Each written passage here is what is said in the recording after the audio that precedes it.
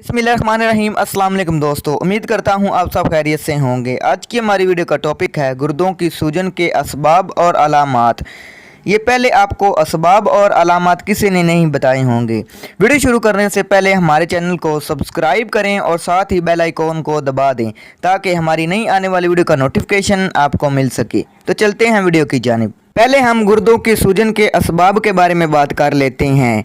जिस्म में खून और सफरा की ज़्यादती से, कभी गुर्दों के मकाम पर चोट लग जाने से, किसी जहरीली चीज़ के दाखिल या खारजी इस्तेमाल से, कभी पथरी पैदा होने से, और कभी शदीद सर्दी लग जाने से, और कभी बुखार की वजह से ये शिकायत हो सकती है। दोस्तों, ये थे गुर्दों की सूजन के असबाब और हम चलते हैं अलामात की तरफ। गुर्दों के सूजन की अलामात ये होती हैं: गुर्दों के मकाम पर दर्द होता है, पेशाब थोड़ा थोड़ा और बार बार आता है, और इसमें नुशादर की तरह तेज़ बू होती है, झाड़े से खफीफ बुखार चढ़ जाता है, तबीयत मालिश करती है और कै भी आती है, पेशाब की रंगत सुर्ख भी और कभी स्याह हो जाती है, कब्ज़ हो जाती है। जब ये मर्ज़ पुराना हो जाता है तो पेशाब में बलगम खारिज और अक्सर पीप भी आने लग जाती है और बदन दिन ब दिन कमज़ोर हो जाता है, प्यास और सर दर्द की शिकायत हो जाती है। दोस्तों, ये थी कुछ गुर्दे के सूजन की अलामात।